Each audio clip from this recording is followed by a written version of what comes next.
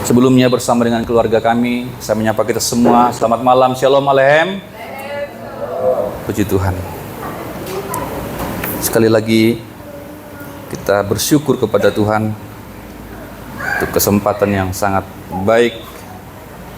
Kita boleh bersama-sama beribadah pada malam hari ini. Ada banyak alasan sehingga orang tidak datang beribadah.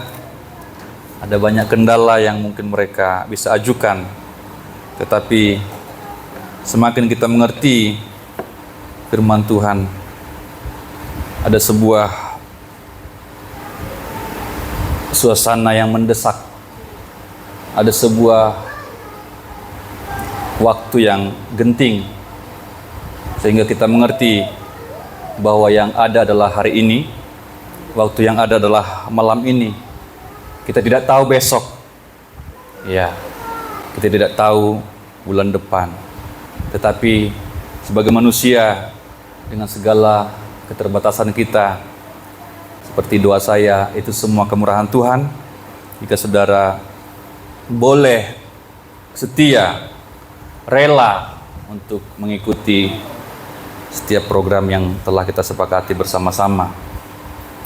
Pada malam hari ini kita akan selesaikan pasal ini, yaitu pasal mengenai Israel. Karena ada 3 pasal seperti yang saya sebutkan di pertemuan yang lalu.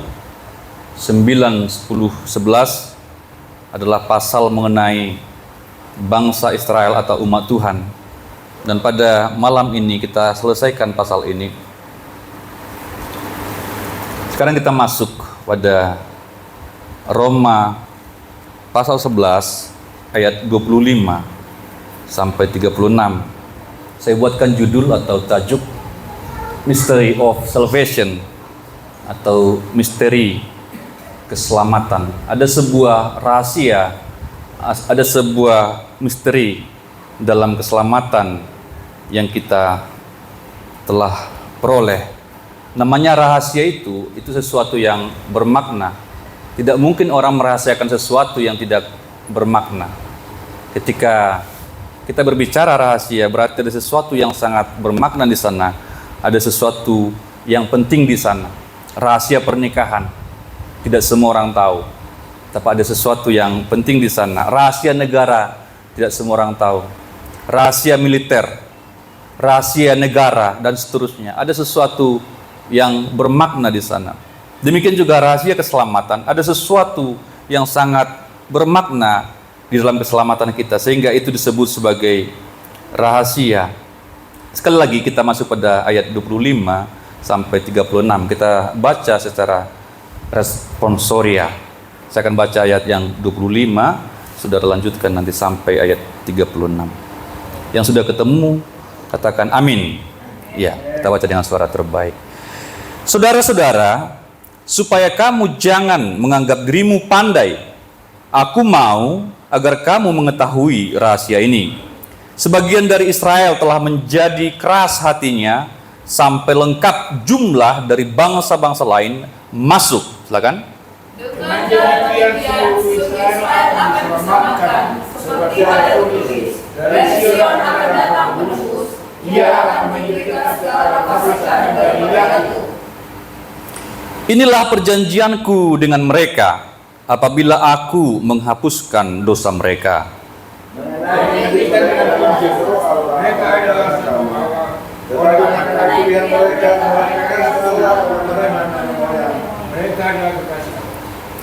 Sebab Allah tidak menyesali karunia-karunia dan panggilannya. Sebab dahulu tidak taat kepada Allah, tetapi sekarang beroleh kebenaran oleh kebenaran mereka. Demikian juga mereka sekarang tidak taat, supaya oleh belas kasihan yang telah kamu peroleh, mereka juga akan beroleh belas kasihan. Sebab Allah telah mengutus semua orang dalam ketidaktaatan, supaya mereka dapat menunjukkan kesalahan asasi mereka. Oh, alangkah dalamnya kekayaan, hikmat, dan pengetahuan Allah. Sungguh tak terselidiki keputusan-keputusannya, dan sungguh tak terselami jalan-jalannya. Sebab siapa yang mengetahui pikiran Tuhan, atau Atau siapakah yang pernah memberikan sesuatu kepadanya sehingga ia harus menggantikannya? Sebab segala sesuatu kepada dia, oleh dia dan kepada dia. Bagi dia kemuliaan selama-lamanya. Amin. Amin. Ya, tolong yang di multimedia dibantu saya, diikutin saya, karena sana ada PowerPoint yang sedang jemaat boleh lihat nanti. Sebab saudara-saudara, supaya kamu jangan menganggap dirimu pandai, aku mau agar kamu mengetahui rahasia ini. Sebagian dari Israel telah menjadi tegar, sampai jumlah yang penuh dari bangsa lain telah masuk. Nah, di sini dalam ayat 25 ini saya mengambil beberapa poin untuk membantu saudara melihat ayat ini. Pertama, di sana rahasia dibukakan. Ada sebuah rahasia yang selama ini adalah rahasia dan sekarang dikatakan dibukakan, diberitahu. Rahasia adalah suatu fakta yang tidak diobral, yang namanya rahasia. Rahasia berarti tidak semua orang tahu tentang hal itu. Ya, hanya orang tertentu saja yang boleh tahu. Rahasia dalam pernikahan tidak boleh orang tahu. Hanya suami istri yang tahu, bahkan anak-anak sekalipun tidak tahu. Rahasia militer hanya militer yang tahu, bahkan istrinya pun tidak dikasih tahu. Ada beberapa keluarga kami yang berprofesi sebagai tentara, ada rahasia-rahasia yang mereka sembunyikan sebagai rahasia militer, bahkan kepada istrinya pun tidak diberitahu. Jadi hanya orang tertentu saja yang boleh mengetahui rahasia ini. Ya.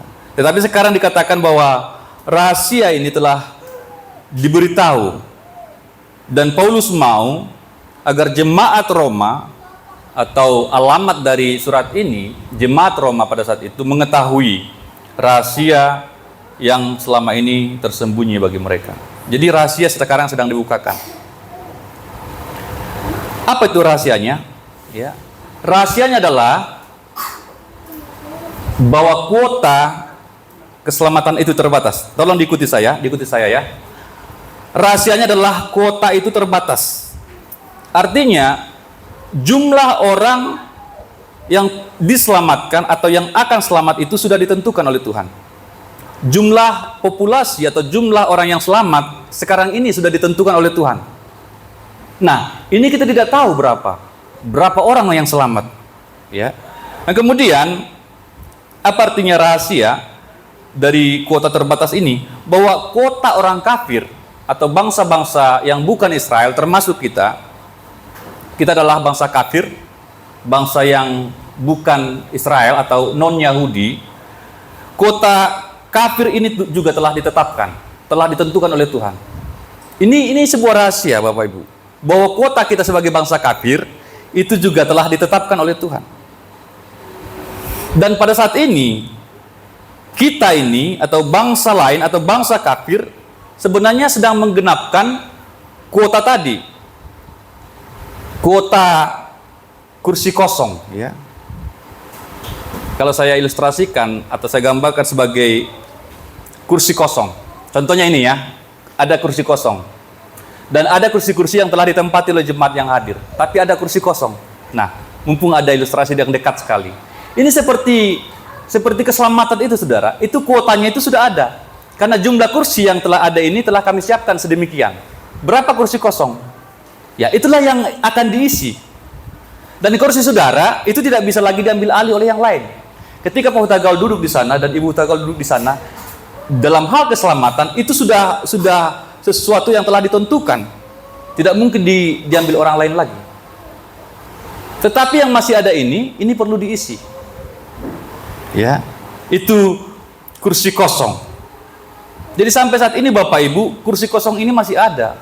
Artinya kuota untuk bangsa kafir sebagai orang yang selamat itu masih ada. Kita sedang duduk dalam bangku keselamatan. Kita sedang duduk pada saat ini dalam bangku keselamatan. Sementara masih ada beberapa kursi yang kosong. Nah, dalam posisi ini apa tugas kita Bapak Ibu? Tugas kita adalah supaya kita setia di tempat duduk kita masing-masing. Amin. Setia di situ. Jangan sampai tempat dudukmu itu jadi kosong. Ya. Saya berikan contoh atau ilustrasi seperti ini supaya saudara bisa memahami dengan baik. Tempati terus itu tempat itu. Jangan sampai tinggalkan itu. Jangan sampai tinggalkan Tuhan. Jangan sampai tinggalkan keselamatan. Jangan sampai tinggalkan kebenaran. Jangan sampai murtad. Karena sekarang kita sudah ada di bangku keselamatan, dalam posisi yang selamat. Itu dipertahankan. Itu dikerjakan terus. Ya. Itu yang pertama, kita harus setia. Tapi yang kedua, karena kita tahu juga ada rahasia, yaitu yang kedua adalah bahwa ada kursi-kursi kosong. Nah, kita ajak teman-teman kita untuk menduduki kursi-kursi kosong ini. Amin? Ini tugas kita. Kalau kita sudah setia, berarti adalah tugas kita untuk mengajak yang belum setia, mungkin jemaat yang lain, yang masih berkeliaran di luar sana, yang tidak mengerti rahasia ini. Makanya ini rahasia. Ya. Ini rahasia Bapak Ibu. Ini rahasia. Dan seringkali kalau kita baca dalam Injil juga, seringkali Yesus mengatakan rahasia. Rahasia, ini rahasia kerajaan Allah. Ini rahasia kerajaan Allah. Inilah rahasia perumpamaan itu. Nah, kepada siapa diberitahukan rahasia ini? Ya kepada orang yang dekat dengan Yesus. Kepada halayak ramai, itu tidak diberitahukan. Jadi, saudara, mengapa kita buatkan kembali PA ini? Karena ada hal-hal yang tidak sampai kepada halayak ramai. Ya, hanya sampai kepada orang-orang yang setia, yang mau dengar-dengaran kepada firman Tuhan, maka firman ini dibukakan. Amin. Kalau saudara benar-benar jujur, kalau saudara benar-benar menghayati perjalanan PA ini atau exploring worship kita sebut, itu ada sesuatu yang baru yang saudara dapatkan di sana. Yang berbeda dengan bobot dalam ibadah umum. Sama seperti Yesus. Ada murid-murid 12 orang murid, kemudian ada murid-murid 70, ada murid-murid 500, ada murid ribuan. Itu ada sekat-sekatnya. Kepada 12 murid ini, Yesus sangat intens. Yesus sangat intens. Nanti dalam perjalanan ke depan, Tuhan mau bawa kita pada sebuah situasi atau komunitas yang mungkin lebih intens lagi. Dan itu hanya orang-orang tertentu yang bisa masuk di situ. Namanya rahasia, sekali lagi, itu tidak mungkin diberitahukan kepada umum. Itu mengapa ketika kita lihat Yesus, ada kalanya dia berbicara kepada 12 murid itu, tapi ada beberapa kali hanya 3 orang yang diajak. Contohnya ketika dia transfigurasi, menampakkan kemuliaannya, yang diajak cuma 3 orang. Yohanes, Petrus, dan Yakobus. Ada rahasia di sana yang Tuhan mau tunjukkan kepada orang terdekatnya. Ini kita harus mengerti Bapak Ibu. Ya. Jadi ada sebuah bobot yang Tuhan mau taruh pada kita ketika kita mau setia kepada Tuhan. Amin. Saya yakin sekali kalau saudara serius dengan apa yang kita lakukan ini, kita sudah lebih setengah tahun ini, saudara pasti berubah. Pemahaman saudara, paradigma saudara, pengertian saudara tentang firman Tuhan pasti bertambah. Iman saudara pasti lebih kuat. Asal saudara serius, asal saudara setia terus. Ya, ini kelas murid Bapak Ibu ya. Saya mau kasih tahu ya. Kelas PA ini atau Exploring Worship ini kelas murid. Orang-orang yang datang hari Minggu sama seperti orang-orang halayak ramai. Banyak halayak ramai yang mengikuti Yesus, ikut terus. Hari-hari ikut, tapi apa yang mereka mau? Yang senang-senang saja, ya. Melihat mujizat, melihat disembuhkan, ya. Dikasih makan, mereka makan. Yesus melakukan mujizat, mereka terhibur. Wah, luar biasa, hebat, luar biasa. Itu kelas halayak ramai. Tetapi ketika Yesus bersama dengan murid-muridnya, itu pengajaran Bapak Ibu. Amin. Itu mereka digosok di situ, digosok benar-benar. Iya. Iya. Ya, karena ada sesuatu yang khusus. Makanya kalau kita lihat nanti, murid-murid inilah yang menjadi pilar dari gereja mula-mula. Mereka memang benar-benar militan. Ya. Ini yang kita tuju. Ada orang-orang militan di gereja ini. Ya, yang benar-benar mengerti apa misinya Tuhan, mengerti apa itu yang Tuhan mau. Ya. Kerajaan Allah yang Tuhan mau ekspansi. Ya. Ya. Ini rahasia Bapak Ibu, ini rahasia. Ini rahasia. Orang-orang biasa akan berpikir, besok masih ada. Tapi perhatikan, jumlah yang selamat telah ditetapkan oleh Tuhan. Kuota orang kafir telah ditetapkan. Dan kita bangsa kafir ini sedang menggenapkan kuota kursi kosong tadi. Jadi sekali lagi, kita yang setia, yang telah belajar setia, tetaplah setia, jangan sampai kursimu kosong. Ini contoh yang sederhana ya, Saudara sudah tahu pasti di Jakarta. Di situ itu memang benar-benar membludak ya jemaatnya ya. Harus pesan kursi, harus pesan tempat duduk. Sehingga orang-orang yang tidak pesan ya tidak dapat tempat duduk dan tidak bisa masuk gereja. Jam sekian gerejanya ditutup, Saudara. Ya. Memang karena kita masih sepi seperti ini, orang sembarang saja, mau datang nggak datang, mau terlambat apa tidak terlambat. Ya. Tapi pada saatnya nanti kalau Tuhan izinkan, kita akan lakukan itu. Ya. Jadi nggak main-main Bapak Ibu, ya, nggak main-main. Ada saatnya Ayuhana pun pernah kesaksian ya, dia mau ibadah, tapi dia nggak bisa masuk, ya, nggak bisa masuk karena udah penuh di dalam. Nggak apa-apa Om, saya duduk di apa aja nanti saya lesian aja nanti di karpet. Nggak diboleh. Mau ibadah loh ini. Nggak diboleh, benar ya Tar ya? Ya, JPCC ya. Nggak diboleh loh. Saya nggak usah duduk, nanti saya duduk dia di karpet aja. Nggak diboleh. Nggak diboleh. Jadi ini rahasia Bapak Ibu. Jadi kita hargai tempat duduk kita hargai pelayanan kita. Ya, kita hargai apapun yang Tuhan percayakan kepada kita, apapun itu. Kalau itu berkaitan dengan Tuhan, itu kita hargai baik-baik. Amin Bapak Ibu. Pelayanan apapun itu. Ya. Karena itu seperti tempat duduk yang sedang kita tempati. Ya, saudara WL di sini, saudara backing vokal di sini, saudara main musik, hargai itu sungguh-sungguh. Hargai keselamatan ini. Jadi ini merupakan sebuah rahasia, tetapi ada warning juga bagi kita. Ya, kenapa? Karena siapa saja yang selamat, ini pun rahasia Bapak Ibu. Siapa saja yang selamat, itu rahasia juga. Rahasia juga. Itu mengapa di dalam kitab Injil ada banyak orang-orang yang berpikir atau merasa mereka itu hamba Tuhan, mereka melakukan mujizat, mereka melakukan kesembuhan, mereka melakukan banyak hal untuk Tuhan atau atas nama Tuhan. Tetapi ketika dalam penghakiman, Yesus katakan, aku tidak mengenal engkau, kamu adalah pembuat kejahatan. Padahal mereka berpikir mereka melayani Tuhan. Ya sekarang kita belum tahu itu siapa saja itu. Makanya itu pun rahasia, siapa saja yang selamat, siapa saja yang sungguh-sungguh hamba Tuhan, siapa saja yang sungguh-sungguh mengikut Tuhan, itu pun rahasia Bapak Ibu. Rahasia. Ya. Karena banyak penipuan-penipuan juga, ya. Hamba Tuhan palsu, pelayan palsu, penginjil palsu, nabi palsu, ya. Bahkan Mesias palsu. Banyak yang palsu Bapak Ibu. Kalau kita baca Alkitab. Siapa yang sejati? Ya nanti ketahuan. Sekarang belum ketahuan dan nanti Tuhan yang menentukan. Siapa saja yang selamat itu rahasia. Kemudian, berapa jumlah orang yang selamat? Berapa jumlahnya? Siapa yang tahu? Saya nggak tahu. Itu rahasia juga. Berapa orang yang selamat?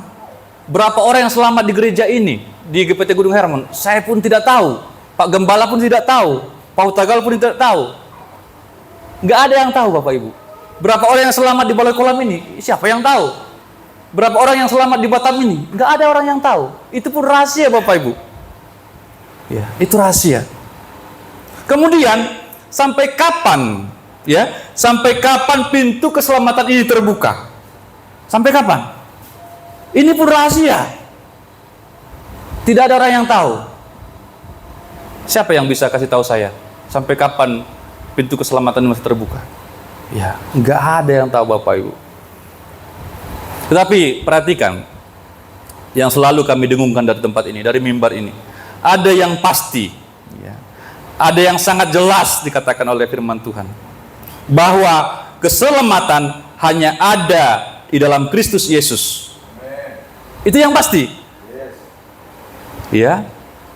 Ketika kita beriman kepada Kristus, kita selamat. Itu yang pasti. Yesus Kristus adalah jalan satu-satunya kepada Bapa. Akulah jalan, kebenaran dan hidup.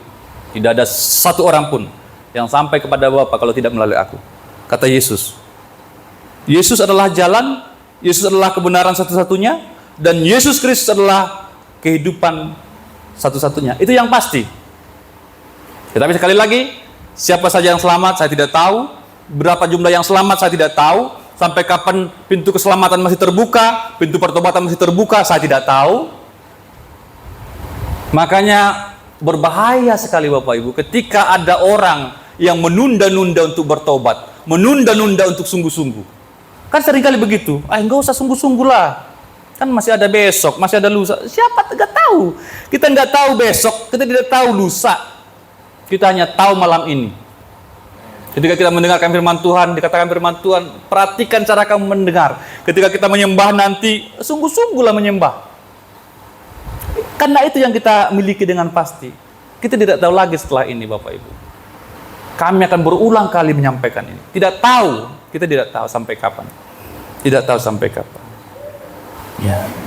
Tapi ada yang dipastikan oleh firman Tuhan, dipastikan oleh Yesus, bahwa Yesus adalah satu-satunya Tuhan dan Juru Selamat. Amin. Kalau ada doktrin atau apapun itu namanya di luar sana yang mengatakan berbeda atau bertolak belakangan dengan itu, dikatakan Yesus bukan Tuhan lah, Yesus bukan gembala lah, Yesus bukan Juru Selamat lah, itu tolak sungguh-sungguh. Amin. Ini hal yang sangat fundamental, ini hal yang sangat mendasar Bapak Ibu. Saudara pasti terekspos atau bersinggungan dengan YouTube seperti itu atau konten-konten seperti itu. Orang bicara macam-macam. Ya, itu pengajaran yang tidak sesuai dengan firman Tuhan. Ya. Kemudian apa tujuan rahasia itu dibukakan? Tujuan rahasia dibukakan, saya catat di situ, ya. Dikatakan Paulus supaya kamu jangan menganggap dirimu pandai. Jangan kita menganggap diri kita pandai Bapak Ibu. Jangan menganggap kita ini sudah tahu segala sesuatunya tentang keselamatan ini Bapak Ibu. Jangan sombong, ya. Ini yang dimaksud oleh Paulus, memberikan rahasia. Memberitahukan rahasia ini supaya kita jangan sok pintar. Ya. Ada orang yang saya lihat banyak orang yang sok pintar soal keselamatan ini, sok pintar soal anugerah Tuhan, sok pintar soal kemurahan Tuhan, sok pintar soal hal-hal rohani. Aduh, itu parah banget Bapak Ibu. Jangan sok tahu soal keselamatan ini. Amin Bapak Ibu. Itu mengapa kita belajar terus, saya belajar terus. Pontang-panting saya belajar untuk memberkati saudara. Jangan sok pintar tentang firman Tuhan ini. Itu yang berbahaya. Perhatikan, Paulus memberikan rahasia atau memberitahukan rahasia, tetapi tujuannya supaya kita, ya, termasuk jemaat Roma, tidak merasa diri pandai, tidak menganggap diri pandai. Ya, jangan menganggap diri pintar. Sekali lagi, sebagaimana saya sampaikan dan kita dengarkan pada pertemuan yang lampau, Paulus mau supaya kita sebagai bangsa lain, non-Yahudi, bangsa kafir, itu adalah orang yang tetap rendah hati, ya Bapak Ibu. Tetap rendah hati, seperti perempuan Kanaan itu yang kita sudah bahas. Tetap rendah hati, itu yang Tuhan mau. Ya. Kalau orang pintar, sombong, ya, masih nampak wajar. Orang pintar sombong. Tetapi seringkali Bapak Ibu yang saya perhatikan, sudah tidak tahu apa-apa atau baru tahu sedikit, tapi tingkahnya banyak. Ya, tingkahnya banyak. Ya. Kalau Botagal bilang si Janggalemang, ya. Baru tahu dikit, ngomongnya banyak kan? Iya kan? Baru belajar karate, sudah mau lawan suhu, ya. Kan itu yang terjadi, ya. Ya, baru belajar dikit, sudah mau ngajar. Mau ngajar apa? Supaya kita jangan menganggap diri pintar. Nah, Paulus memberitahukan suatu rahasia agar bangsa kafir tidak menjadi sombong. Ya. Kembali ke yang tadi, jika kita tahu ya bahwa keselamatan kita sebenarnya hanya mengisi bangku kosong yang masih tersedia tadi, maka kita pasti rendah hati. Ya, puji Tuhan ya. Jadi secara vulgar kita bisa katakan puji Tuhan ya, kalau bangsa Israel hingga pada saat ini masih keras kepala, masih tidak taat, sehingga bangku kosong masih ada. Bangku kosong masih ada untuk bangsa kafir ya. Tapi ingat, kita ini selamat hanya mengisi bangku kosong yang ditinggalin Israel itu loh, karena ketidaktaatan mereka. Karena kita melihat nanti sebenarnya mereka yang dipilih, ya kan? Mereka yang dipilih. Jadi apa sombongnya kita kalau kita tahu bahwa kita hanya mengisi bangku kosong karena mereka tidak taat? Nggak ada, saudara. Anugerah keselamatan akan membuat seseorang itu rendah hati. Maka saya katakan di sini, jika ada orang yang sombong, maka berarti ia belum mengerti makna anugerah ini. Saudara setuju? Kalau ada orang sombong, berarti dia belum mengerti anugerah. Kita itu Bapak Ibu seperti ditraktir aja ya, ditraktir. Coba bayangkan, kita ditraktir aja, artinya dikasih makan ya, dikasih makan oleh orang-orang tertentu. Apa yang kita sombongkan di situ? Ya, kita kan makan di situ karena kita ditraktir. Ya. Nggak ada biaya kita di situ kan? Tetapi ingat, sekali lagi saya sampaikan, anugerah itu atau kemurahan itu gratis, bukan karena dia murahan, tapi sekali lagi keselamatan itu memang kita tidak bisa beli Bapak Ibu, sehingga Yesus harus membayar itu.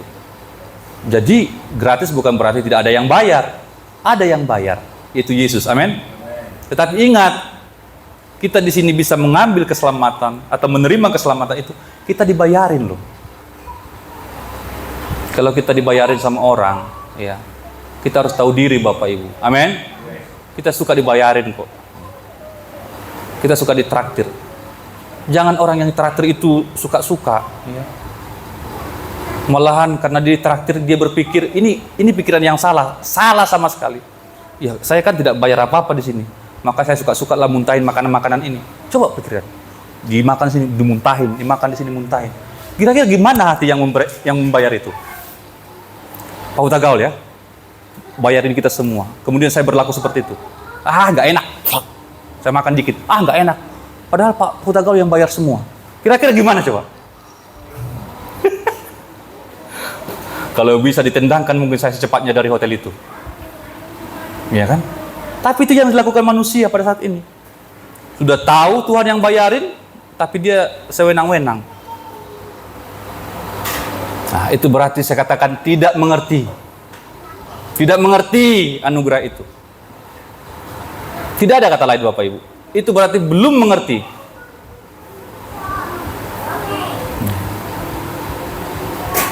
Ya. Jangan kita sewenang-wenang ketika kita sudah tahu bahwa itu telah dibayar oleh Tuhan. Ini yang mengerti. Orang selamat itu mengerti anugerah. Orang selamat itu tidak sombong. Orang selamat itu tidak norak, ya. Karena kita bisa tertolong saat ini hanya karena kita ditolong oleh Tuhan. Kita tertolong saat ini Bapak Ibu karena kita ditolong. Gak ada yang lain. Gak ada yang lain. Saya berikan contoh-contoh yang sangat sederhana kepada kita untuk memahami. Contoh makan. Mungkin kita belum mampu untuk makan di hotel bintang 5. Ya. Kemudian ada orang kaya, pejabat atau siapapun itu membawa kita makan di sana sehingga kita bisa makan di sana. Berarti dia menolong kita, dia membantu kita untuk bisa menikmati itu, bisa tidur di sana. Tapi ingat Bapak Ibu, kita harus dengan hati-hati di sana bersikap. Ya. Jangan sampai sembarangan. Karena kita tahu, ini yang mengerti Bapak Ibu. Dia tahu bahwa dia dibayarin di sana. Dia mengerti, dia respect dengan orang yang bayarin dia. Amin. Masa yang bayarin kita cuekin kan? Paul Tagawal bayarin kita cuekin dia, berlalu lalang aja. Aduh, gimana tuh? Kita tahu beliau yang bayarin kita. Kita manggut-manggut. Permisi Pak, makasih Pak ya. Kan begitu ya? Makasih Pak ya buat hidangannya ini. Terima kasih Pak buat penginapan ini. Kita pasti bolak-balik berterima kasih. Ya. Ya itu sikap yang benar. Itu sikap yang benar. Itu mengapa kita bolak-balik datang kepada Tuhan. Terima kasih Tuhan, terima kasih Tuhan. Kita nangis karena terharu atas kasih Tuhan bagi kita. Ya. Sekali lagi, Tuhan membayar lunas bagi kita. Tapi kita tidak semena-mena. Orang yang sadar bahwa ia ditolong, maka ia akan respect. Ia jaga sikap. Ia akan rendah hati. Ia akan mengagungkan anugerah Tuhan senantiasa. Mengagungkan pertolongan Tuhan. Terima kasih Tuhan, terima kasih Tuhan. Ya. Setiap kali bicara anugerah ini, hati kita tidak bisa berhenti terharu kepada Tuhan. Kemudian poin berikutnya, keadaan Israel saat ini, ya. Keadaan Israel saat ini dikatakan oleh Paulus bahwa sebagian dari mereka telah menjadi tegar. Di sana saudara perhatikan ada keterangan sebagian. Ada tinggal suatu sisa menurut pilihan kasih karunia. Namun sebagian besar telah tegar hatinya, telah keras hati, tegar tengkuk. Dengan tujuan yang sama, Allah telah mengurung semua orang dalam ketidaktaatan. Coba sekali kita baca ayat 32 Desi. 32 Roma tadi. Sebab Allah telah mengurung semua orang dalam ketidaktaatan. Iya. Supaya ia dapat menunjukkan kemurahannya atas mereka semua. Iya, supaya kemurahan itu bisa kita nikmati. Mengurung mereka seperti dalam penjara, menyerahkan mereka Israel, ya, menyerahkan Israel ke dalam keinginan hawa nafsu mereka sendiri. Menjadi tegar di sini berarti dengan sengaja dan dengan tegas menolak untuk takluk kepada Kristus dan pemerintahannya. Ini yang dilakukan oleh Israel. Ini sikap Israel. Dengan sengaja, ya, Israel dengan sengaja menolak dan dengan tegas menolak Kristus. Itu yang dimaksud tegar, menjadi tegar. Ya, ini bukan hanya ketidaktaatan yang normal, tetapi memang Israel ini benar-benar dengan sengaja menolak Kristus. Bahkan wujudnya adalah mereka menyedihkan Kristus. Itu wujud penolakan. Mereka menghina Kristus, mereka menelanjangi Kristus, mereka meludahi. Kalau kita perhatikan dalam Paskah itu, semua hal-hal yang buruk dialami oleh Kristus dari bangsanya sendiri. Ya. Dikatakan tadi sampai jumlah penuh. Ketika Injil sudah mencapai keberhasilan yang dimaksud dan masuk ke dalam dunia orang bukan Yahudi, orang-orang Yahudi akan terus tegar hatinya sampai Tuhan selesai mengerjakan karyanya di antara orang-orang non-Yahudi, di antara kita bangsa kafir. Jadi sekali lagi Bapak Ibu, sampai saat ini Tuhan masih memberikan kita kesempatan. Dan sampai saat ini bangsanya atau umatnya Israel masih tegar hatinya. Ya. Segala sesuatu belum waktunya bagi orang-orang Yahudi. Ya, sebelum gereja diisi kembali dengan orang-orang bukan Yahudi. Itu tadi kuota tadi Bapak Ibu. Jadi sudah ditentukan oleh Tuhan kuota bangsa kafir sekian.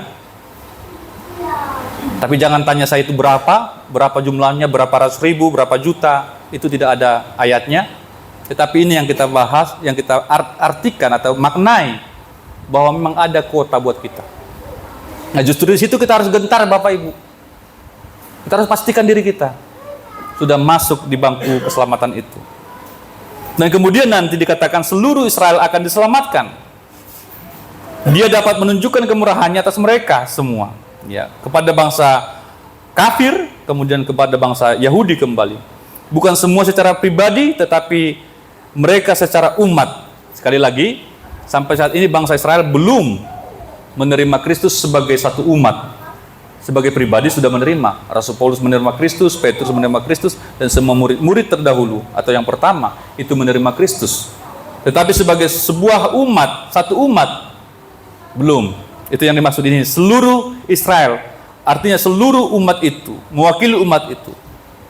Karena mereka tidak akan dikembalikan kepada perjanjian yang khusus, keimamatan atau bait kudus, dan upacara-upacara yang khusus bagi mereka. Semua itu telah diakhiri. Jadi bukan lagi kepada perjanjian lama, Bapak Ibu. Ya, seperti kita ketahui dalam kitab Keluaran itu, bahwa memang ada satu suku yang mengurusi rumah Tuhan. Tapi bukan itu lagi, karena Yesus telah genapkan semua itu. Tetapi mereka akan menjadi percaya kepada Kristus. Nanti umat Israel akan menjadi percaya kepada Kristus, Sang Mesias sejati yang disalibkan bagi mereka. Dan kemudian mereka akan dimasukkan kembali menjadi satu golongan dengan kita. Nah, ini nanti kembalinya Bapak Ibu. Kembalinya firman ini kepada pemiliknya, yaitu bangsa Israel. Kemudian kita masuk pada ayat yang berikutnya. Coba Desi, ayat 26-27. Dengan jalan demikian, seluruh Israel akan diselamatkan. Iya. Seperti ada tertulis, dari Sion akan datang penebus, ia akan menyingkirkan segala kefasikan daripada Yakub. Dan inilah perjanjianku dengan mereka apabila aku menghapuskan dosa mereka. Iya. Ini Bapak Ibu yang Tuhan janjikan kepada umat Israel. Tuhan nyatakan dalam dua ayat ini. Saya langsung gabung dua ayat ini. Ya.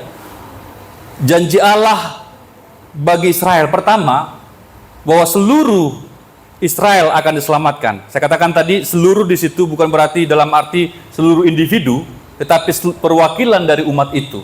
Nanti kita melihat dalam kitab Wahyu ada suku ini sekian ribu, suku ini sekian ribu. Itu mewakili semua suku. Ya, jadi bukan seluruh dalam arti satu persatu atau setiap orang dari umat itu, tetapi sudah mewakili suku, mewakili seluruh Israel. Jadi seluruh Israel akan diselamatkan. Yang kedua dari ayat yang dibacakan tadi, yang kedua adalah penebus, yaitu Kristus diutus. Dikatakan dari Sion akan datang penebus. Jelas penebus di sini adalah Kristus, tidak ada yang lain. Penebus adalah Kristus. Dan poin ketiga, penebusan dikerjakan. Ya, penebusan dikerjakan. Misi Kristus adalah mengerjakan dan menyelesaikan penebusan itu. Bagaimana caranya? Dikatakan oleh Paulus bahwa Kristus akan menyingkirkan segala kefasikan daripada Israel. Dalam perjanjian lama dikatakan bahwa Tuhan akan memberikan hati yang baru kepada mereka. Sekarang kan hati mereka masih tegar, ya, masih keras, tegar tengkuk, tidak mau menerima firman Tuhan, tidak mau menerima Injil. Tetapi Tuhan nanti akan merubah hati mereka, memberikan mereka hati yang baru. Kristus akan menyingkirkan segala kefasikan daripada umatnya Israel. Kemudian Tuhan akan menghapus dosa Israel. Sama seperti Kristus menghapus dosa kita. Tuhan pun akan menghapus dosa mereka nanti. Sehingga segala dosa mereka tidak diperhitungkan oleh Tuhan lagi. Ya. Ini janji Tuhan bagi Israel. Kembali, perikop ini adalah penyelamatan Israel, Bapak Ibu. Dan ini Tuhan telah janjikan kepada Israel. Tadi sudah disampaikan bahwa kota bangsa kafir itu telah ditentukan. Ketika nanti kota bangsa kafir itu telah memenuhi, ya, maka kembali kepada Israel. Dan ini janji Tuhan kepada Israel. Seluruh Israel akan diselamatkan. Dan penebusan atau penebus itu, Kristus itu telah diutus. Dan penebusan telah dikerjakan. Ayat berikutnya, Desi, waktu kita berjalan. Mengenai Injil, mereka adalah seteru Allah oleh karena kamu. Iya. Tapi mengenai pilihan mereka adalah kekasih Allah oleh karena nenek moyang. Tetapi mengenai pilihan, mereka adalah kekasih Allah oleh karena nenek moyang. Ada satu poin di sini saya berikan, yaitu bahwa Israel itu berada di dalam dua posisi. Ya, berdasarkan ayat 28 ini, Israel berada dalam dua posisi. Israel adalah seteru sekaligus kekasih bagi Allah. Ya, ini kita melihat ada sebuah paradoks di sini ya. Jadi Israel itu seteru sekaligus kekasih bagi Allah. Ya. Saya sudah sampaikan kepada kita di pertemuan sebelumnya bahwa hubungan antara Allah dengan Israel itu digambarkan sebagai hubungan suami istri. Itu di Perjanjian Lama. Perjanjian Lama. Terutama atau lebih khusus lagi itu di kitab Hosea. Kitab Hosea, hubungan suami istri, Allah suami dan Israel adalah istri. Ya, itu identik dengan hubungan antara Kristus sebagai mempelai pria surga dengan kita gereja Tuhan sebagai mempelai wanita. Itu identik. Ya. Dan ini adalah penggambaran yang paling intim. Penggambaran hubungan suami istri merupakan penggambaran yang paling intim dan paling kuat dari semua penggambaran lainnya. Karena ada banyak penggambaran, ada banyak analogi yang diberikan oleh Alkitab, ya. Allah adalah gembala dan umatnya adalah domba-domba. Ya, Tuhan adalah pokok dan umatnya adalah carang. Ada banyak itu, ya. Tetapi hubungan suami istri atau hubungan mempelai ini adalah sesuatu yang sangat intim, atau yang saya pastikan ini merupakan yang paling intim, yang paling dekat. Akan tetapi Bapak Ibu, kita perhatikan di sini, hubungan suami istri pun sering berada dalam sebuah tension atau sebuah tegangan yang sangat rumit. Ya. Kita yang sudah berkeluarga ini mengalami hal ini, ya. Dari sisi istri, ya. Dari sisi istri, dia menuntut suami mengasihi, ya. Suami harus mengasihi. Kemudian dari sisi suami, ya, suami ini menuntut supaya istri ini harus tunduk, ya. Jadi ini semacam lingkaran setan, ya. Ya, saling menuntut. Kamu harus mengasihi, kata istri. Kata suami, kamu yang harus tunduk, gitu ya. Jadi nggak ada selesainya. Saya katakan di sini, ini seringkali saling menunggu, Bapak Ibu. Saling menunggu. Suami nunggu istrinya tunduk, si istri nunggu suaminya mengasihi dulu, ya. Saling menunggu, tetapi tidak ada yang datang. Iya kan? Karena masing-masing menuntut. Ayo kau tunduk, ayo kau tunduk. Dengarkan ini ayat ini. Kata istrinya, enggak lah, kau yang harus mengasihi dulu, baru saya bisa tunduk. Enggak ada berhentinya Bapak Ibu. Sehingga hubungan suami istri ini tegang terus. Kalau dari pihak Tuhan, dari pihak Allah terhadap Israel, ini sudah tepat. Mengapa? Karena kita bisa pastikan Allah sudah mengasihi Israel. Allah sudah mengasihi Israel. Allah sudah memilih Israel menjadi kekasihnya, menjadi istrinya. Dan Allah pun sedang mengasihi Israel. Dan Allah pun tetap akan mengasihi Israel. Ini kasih Allah, satu pihak dari Allah kepada umatnya. Ya, ini kasih Allah yang bersifat kekal. Artinya kasih Allah itu tidak bisa lagi dirubah-rubah. Itu bersifat kekal. Dan kasih Allah ini Bapak Ibu tanpa syarat. Kasih Allah kepada Israel itu tanpa syarat. Unconditional love. Kasih yang tanpa syarat, kasih yang tanpa embel-embel. Kasih tanpa syarat adalah kasih yang tanpa menunggu imbalan. Kasih tanpa syarat adalah kasih yang tanpa pamrih. Kasih tanpa syarat adalah kasih yang ditunjukkan hanya berdasarkan pilihan untuk mengasihi. Ya, hanya karena Allah telah memilih untuk mengasihi Israel, itu saja. Bukan karena Israelnya melakukan sesuatu yang baik. Karena kita sudah belajar bersama-sama, Israel ini selalu durhaka. Selalu main mata dengan berhala lain. Main mata dengan ilah lain. Membuat Tuhan cemburu. Itu bolak-balik mereka lakukan.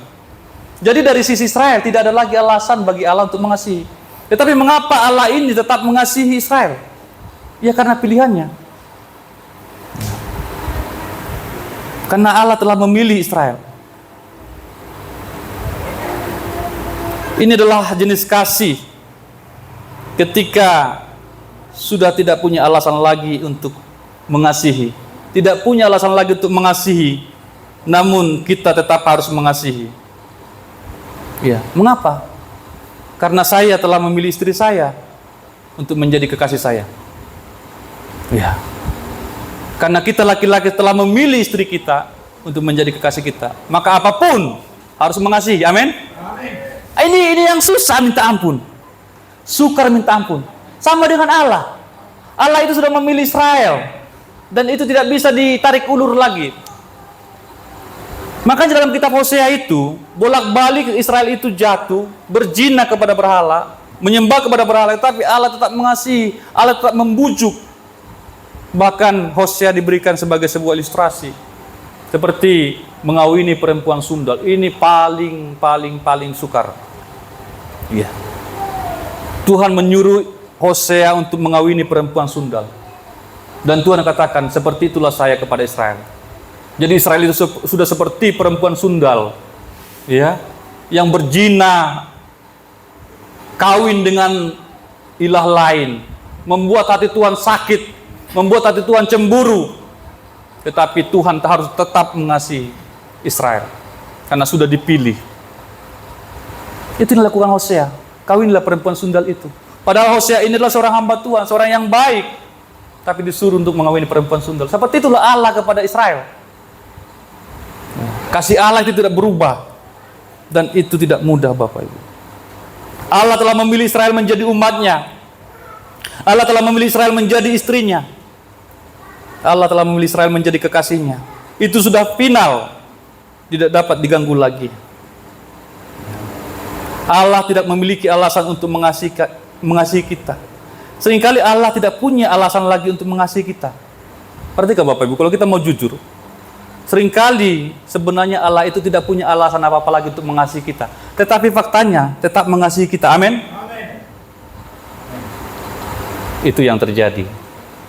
Kalau kita mau jujur, banyak dosa kita lakukan. Tetapi inilah bukti bahwa Allah itu memiliki kasih yang unconditional, yang tanpa syarat. Kalau kita mau tanya diri kita, apa sih yang membuat Allah itu begitu mengasihi kita? Dalam bahasa anak muda zaman dulu, begitu tergila-gila sama kita. Apa sih? Ya, karena kita kaya, karena kita cakap, karena kita pintar, karena kita taat, karena kita apa? Apa saudara? Ya. Kalau dari pihak kita, ya, ini sebaliknya Bapak Ibu. Kalau dari pihak kita, sebenarnya kita selalu punya alasan yang banyak, bahkan melimpah-limpah untuk mengasihi Allah. Amin. Tetapi perhatikan Bapak Ibu, sudah sedemikian banyak pun kasih Tuhan, tetap juga manusia ini cari gara-gara. Seakan-akan tidak punya cukup, ya, tidak punya cukup alasan untuk mengasihi Tuhan. Coba pikirkan Bapak Ibu. Seakan-akan Tuhan itu masih kurang baik, masih kurang murah hati, masih kurang berkat, masih kurang segala macam kita anggap kurang, sehingga kita tidak mau total kepada Tuhan, sehingga kita masih tunggu-tunggu kepada Tuhan. Apalagi yang kurang, saudara? Tidak ada lagi sebenarnya. Ya. Tetapi perhatikanlah, tiap kali sedikit ada masalah, kemana manusia merajuk? Kepada Tuhan. Tersinggung dengan temannya, tidak ibadah. Tersinggung dengan keluarga, tidak ibadah. Ada masalah dengan suaminya, tidak ibadah. Masalah dengan istrinya, tidak ibadah. Akhirnya semua Tuhan yang kambing hitam. Iya kan? Kurang berkatnya, mardadi, tidak ibadah. Paling-paling ke situ terus, tidak melayani lagi. Tuhan tidak pernah buat masalah dengan kita, Bapak Ibu. Tuhan tidak pernah buat masalah dengan kita. Tetapi mengapa setiap ada masalah kepada kita, ada masalah yang kita hadapi, kenapa Tuhan terus yang jadi kambing hitam? Kenapa Tuhan terus yang kita jauhi? Ini saya bingung, jujur. Iya kan? Gerimis sedikit, tidak ibadah. Tuhan kasih sasarannya kan? Panas pun, tidak ibadah. Jadi apapun, kita buat alasan untuk tidak mengasihi Tuhan. Padahal Tuhan itu begitu melimpah kasih-Nya bagi kita. Amin. Ini kita renungkan Bapak Ibu. Ini kita renungkan sungguh-sungguh. Ini kasih Tuhan, ini kasih Tuhan yang luar biasa. Maka saya buat di sini, mari Tetap kasih istrimu meskipun engkau sudah tidak punya alasan lagi untuk mengasihinya. Tetap tunduk kepada suamimu sekalipun engkau sudah tidak punya alasan lagi untuk tunduk. Tetap hormati orang tua sekalipun engkau sudah tidak punya alasan untuk hormat. Tetap sayangi anak-anak meskipun engkau sering sudah kehilangan alasan untuk menyayangi mereka. Ya. Karena selama kita punya alasan untuk mengasihi, maka kita juga akan punya alasan untuk sebaliknya tidak mengasihi lagi. Benar ya? Selama kita masih punya alasan, oh saya mengasihi Pak Utagaul karena Pak Utagaul traktir saya. Berarti kalau tidak traktir, enggak lagi kan? Oh saya mengasihi istri saya karena istri saya tiap hari buat kopi. Kalau tidak buat kopi lagi, tidak mengasihi. Oh saya mengasihi istri saya kalau istri saya cantik. Kalau nanti udah keriput, tidak mengasihi lagi. Jadi selama kita masih punya alasan untuk mengasihi, maka sebaliknya kita akan punya alasan untuk tidak mengasihi lagi. Selama kita masih punya alasan untuk tunduk, maka kita akan cari alasan untuk tidak dapat tunduk. Kan itu yang terjadi. Cari alasan mengapa tidak bisa tunduk. Cari alasan mengapa tidak bisa hormat. Itulah manusia untuk pembenaran dirinya. Tetapi kita telah melihat kasih Allah yang begitu nyata bagi kita. Walaupun kita tidak punya sesuatu lagi untuk kita berikan, dan Allah tidak punya alasan lagi untuk mengasihi, tetapi Allah tetap mengasihi. Amin Bapak Ibu. Amin. Mengapa? Karena ayat 29.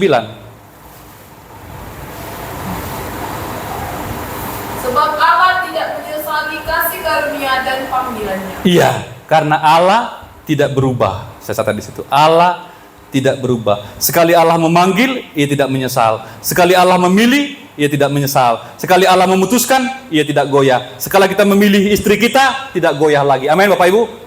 Sekali kita memilih suami kita, tidak goyah lagi. Apapun yang terjadi di depan. Jangan dikit-dikit goyah. Jangan dikit-dikit minta cerai. Ya, ya. Ada terjadi juga seperti itu ya. Dikit-dikit cerai, dikit-dikit pulangkan saya ke rumah bapak, pulangkan saya ke rumah mama katanya. Enggak seperti itu Bapak Ibu. Ya. Karena Tuhan kita, dia stabil. Dia tidak peduli, seperti tidak peduli dengan apa yang dilakukan oleh umat itu. Dia tetap mengasihi, dia tetap stabil mengasihi kita. Ya. 30, saya cepat-cepat menyelesaikan ini. Sebab sama seperti kamu dahulu tidak taat kepada Allah, Iya. tapi sekarang beroleh kemurahan oleh ketidaktaatan mereka. Iya. Ini Bapak Ibu, saya catat di situ. Ada kemurahan kita, ya. Ada kemurahan bagi kita di balik ketidaktaatan orang lain. Perhatikan Bapak Ibu, kita camkan ini baik-baik. Ada kemurahan yang kita nikmati sebagai akibat ketidaktaatan orang lain. Sebagai akibat dari tidak becusnya orang lain. Coba kita pikirkan ini. Seringkali apa yang kita bisa nikmati ini bukan karena kita lebih baik daripada orang lain, tetapi karena orang lain menyanyiakan, ya, menyanyiakan kesempatan. Saya bisa berdiri di sini bukan karena saya lebih baik berbicara. Desi WL di sini bukan karena Desi lebih baik jadi WL, tetapi karena ada orang yang tidak memperhatikan pekerjaan Tuhan. Amin Bapak Ibu. Iya. Ada banyak orang yang lebih pintar berbicara, ada banyak orang yang lebih fasih, ada banyak suara yang lebih bagus bermain musik. Mengapa mereka bisa bermain? Karena ada orang yang pintar-pintar, yang hebat-hebat, tapi sombong minta ampun, tidak mau melayani Tuhan. Ini tangkap ini Bapak Ibu, tangkap ini saudara. Jadi kita bisa melayani bukan karena kita pintar, bukan karena permainan kita hebat dan sebagainya itu, tetapi karena ada orang yang tidak taat, ada orang yang mempermainkan pelayanan, ada orang yang mempermainkan kemurahan Tuhan. Kita harus tangkap seperti ini Bapak Ibu. Sekali lagi, kita menempati bangku-bangku kosong karena ada orang yang mau mencari kesenangannya sendiri, tidak mau mengikuti kehendak Tuhan. Saya banyak kekurangan Bapak Ibu, saya belajar terus. Saya tidak pernah merasa telah cukup baik dalam hal apapun yang saya lakukan. Ya. Kita menjaga sikap ini Bapak Ibu, sehingga kita tidak digantikan ya oleh orang lain. Kita jaga posisi kita jaga pelayanan kita tekuni terus apa yang Tuhan percayakan. Apa respon kita kepada misteri ini? Kita sudah belajar tadi misterinya. Kita bacakan, kita loncat saja ayat 31-32, kita loncat saja ayat 33 sampai 36. Iya. Oh, alangkah dalamnya kekayaan, Iya. hikmat dan pengetahuan Allah. Iya. Sungguh tak terselidiki keputusan-keputusannya, Iya. dan sungguh tak terselami jalan-jalannya. Sebab siapakah yang mengetahui pikiran Tuhan? Atau siapakah yang pernah menjadi penasihatnya? Atau siapakah yang pernah memberi sesuatu kepadanya sehingga ia harus menggantikannya? Iya. Sebab segala sesuatu adalah dari Dia, dan oleh Dia, dan kepada Dia. Bagi Dialah kemuliaan sampai selamanya. Iya. Amin. Saya akan segera mengakhiri dengan sebuah pertanyaan untuk saudara pikirkan atau saudara bawa pulang. Coba renungkan ini. Jika Allah memilih kita, apa alasan Allah memilih kita? Jika Allah telah menebus kita, apa alasan Allah menebus kita? Jika Kristus menyelamatkan kita pada saat ini, apa sebenarnya alasan Kristus mau menyelamatkan kita? Setiap kali kita memikirkan keselamatan ini, ada sebuah pertanyaan yang selalu bergejolak dalam pikiran kita, dalam hati kita. Ya, itulah rahasia dari keselamatan. Bahkan nilai dari kasih Allah itu terletak pada ketidaklayakan kita untuk menerima kasih itu. Dan itu yang disebut anugerah. Kita tidak layak. Nilai dari kasih kita juga terletak pada ketidaklayakan orang yang kita kasihi. Apa hebatnya kita jika kita mengasihi karena orang cantik, karena orang pintar, karena orang hebat, karena orang membantu kita. Tetapi ketika orang tua tetap mencintai anaknya, lepas dari semua kekurangannya, bahkan semua kekurang ajarannya, itulah nilai cinta sesungguhnya. Amin. Ketika Allah mengasihi kita, lepas daripada keberdosaan kita, itulah nilai cinta Allah. Ketika kita mengasihi istri kita, lepas dari segala keterbatasannya, itulah nilai cinta yang sesungguhnya. Ya. Sebab Yesus katakan, apa gunanya memiliki seluruh dunia jika kehilangan nyawanya? Apa gunanya ia memiliki dunia jika tidak selamat? Apa gunanya uang kita bila itu tidak membeli keselamatan, tidak dapat membeli keselamatan? Maka kita harus menghargai Bapak Ibu anugerah keselamatan ini. Itu mengapa Yesus sangat menghargai nyawa, jiwa yang selamat. Ya. Ini kita adalah jiwa-jiwa yang selamat Bapak Ibu. Amin. Kita hargai baik-baik. Dan saya tutup di sini Bapak Ibu, satu kalimat lagi mengakhiri perjumpaan kita. Kita baca bersama-sama. 1, 2, 3. Allah telah mengasihi kita sebelum Ia punya alasan untuk mengasihi kita. Ya. Jadi sebelum kita jadi apa-apa, sebelum kita bisa melayani Tuhan, Allah telah mengasihi kita. Jadi bukan karena apa yang kita lakukan Bapak Ibu, ingat itu, bukan karena apa yang kita berikan Allah mengasihi kita, tapi Allah mengasihi kita apa adanya dan tanpa pamrih. Maka kita membalas kasih Allah itu dengan bersyukur, dengan melayani Dia dengan sebaik-baiknya. Kita berdoa bersama-sama. Terima kasih Bapa buat firman-Mu. Kembali kami boleh menghayati kasih-Mu, boleh menghayati